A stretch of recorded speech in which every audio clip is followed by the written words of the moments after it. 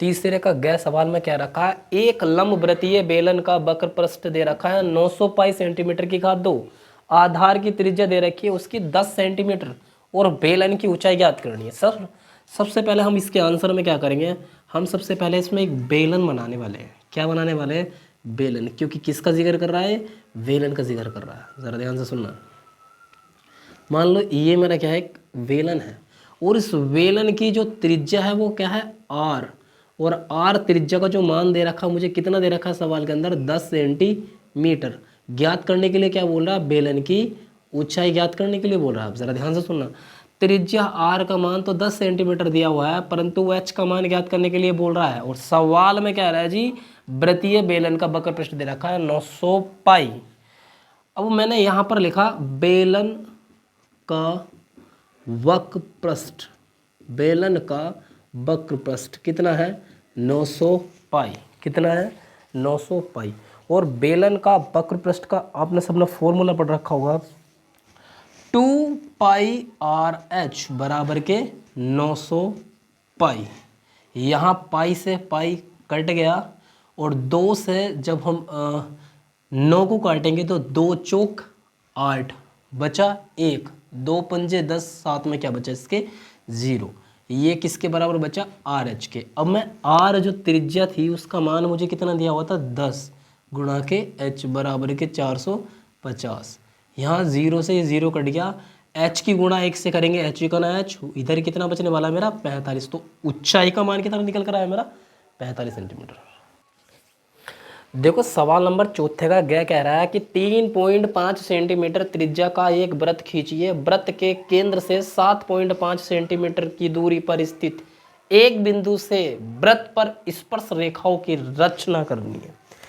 जरा ध्यान से सुनेंगे। सबसे पहली शर्त सवाल के अंदर क्या है, 3.5 सेंटीमीटर त्रिज्या का एक वृत्त खींचना है।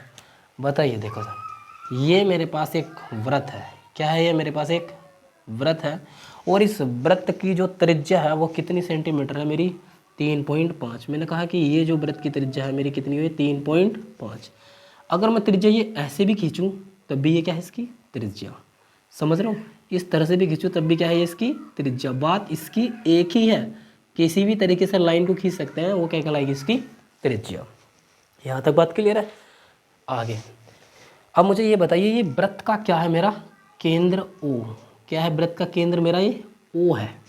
सर्वप्रथम सबसे पहली बात मैं यहाँ पर लिखने वाला हूँ कि 3.5 सेंटीमीटर का एक वृत्त खींचा, एक वृत्त खींचा। ये सबसे पहली पॉइंट की बात है।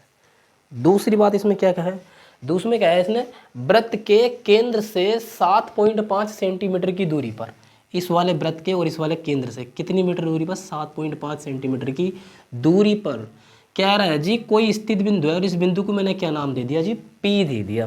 क्या दे दिया, P।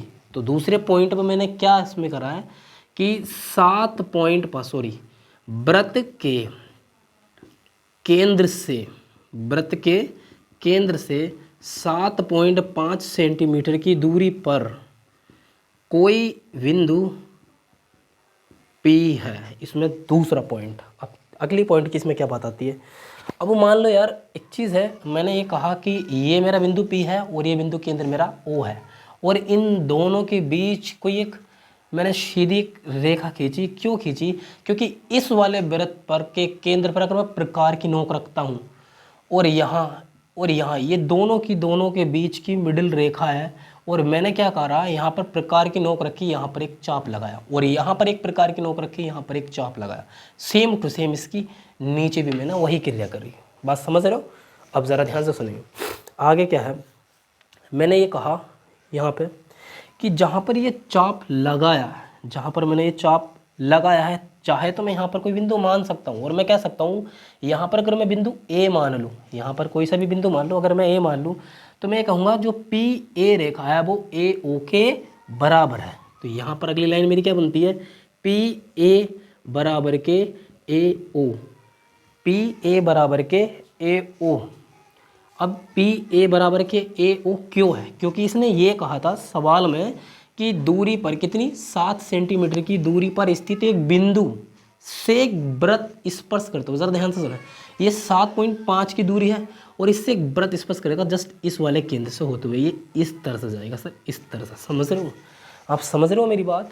तो यहाँ पर इस बिंदु P से स्पर्श करते हुए गया तो दूसरे वृत्त के केंद्र को भी स्पर्श करा, दूसरे वृत्त को भी, केंद्र को भी। तो ये बड़े वृत्त की यहाँ से लगा करके यहाँ तक त्रिज्या और ये छोटे वृत्त की क्या हुई, त्रिज्या।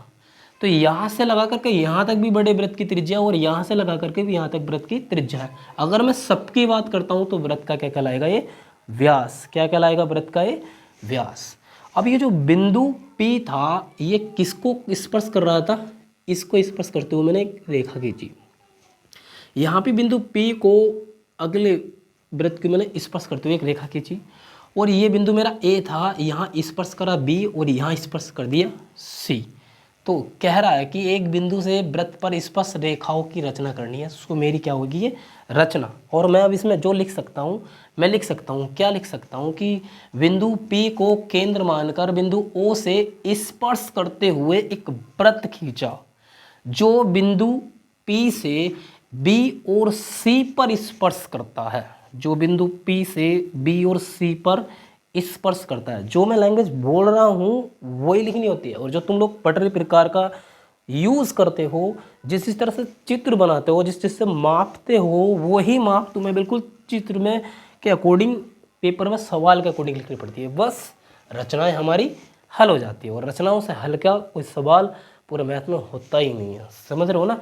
इसको अफवाह बना देते हैं कि बहुत भारी है, कुछ नहीं होता, बहुत ईजी है। यही मेरा क्या है आंसर। प्लीज़ सब लोग जो जो इसकी मापोगे वही इसके नीचे लिख देना, ओके ठीक। देखो यार अगला सवाल जो आता है वो चौथे का गय आता है। चौथे का गय सवाल में कहता है एक लंबवृत्तीय शंकु की ऊंचाई तथा त्रिज्या 15 सेंटीमीटर और 8 सेंटीमीटर है। शंकु का वक्र पृष्ठ ज्ञात करना है और पाई का मान मुझे प्रयोग करना है 3.14। सबसे पहले बात मैंने यहाँ पर देखा कि शंकु की बात कर रहा, बेलन की बात करता तो बेलन की, शंकु की बात करता तो शंकु की। अब सबसे पहले मैं इसके आंसर में क्या बनाने वाला हूँ, सबसे पहले इसके आंसर में मैं एक शंकु बनाने वाला हूँ। बात क्लियर है, क्योंकि ये बात ही किसकी करेगा, शंकु की बात करेगा। और इस शंकु की ऊंचाई जो दी हुई है मुझे कितनी दी हुई है, 15 सेंटीमीटर। और यहाँ से इसकी जो त्रिज्या दी हुई है वो है मुझे कितनी दी हुई है, 8 सेंटीमीटर। तो मैं कह सकता हूँ ऊंचाई को h से व्यक्त करते हैं जो मुझे कितना दे रखा है, 15 सेंटीमीटर। त्रिज्या को r से व्यक्त करते हैं जो मुझे कितना दे रखा है, 8 सेंटीमीटर। और शंकु का वक्र पृष्ठ ज्ञात करना है। अब ज़रा ध्यान से सुनिए, सबसे पहले मैंने लिखा है शंकु का वक्र पृष्ठ और शंकु का वक्र पृष्ठ होता है पाई आर एल। मगर यहाँ पर एक इशू है, एल बोल रहा है, एल का मान तो मुझे दिया ही नहीं। तो यहाँ से मैं सबसे पहले एल का मान निकालूंगा, जहाँ जो एल है ये मेरी तिर्यक ऊंचाई, क्या है मेरी एल, तिर्यक ऊंचाई। और एल का जो मान है वो सूत्र होता है h की घात 2 प्लस r की घात 2। तो L बराबर वर्गमूल में h का मान 15 दे रखा है और 15 की घात 2 और 8 त्रिज्या का मान 8 की घात 2। 15 का वर्ग करेंगे 225 और 8 का वर्ग करेंगे 64। अब 225 और 64 को जोड़ेंगे तो 289 यानी कि 289।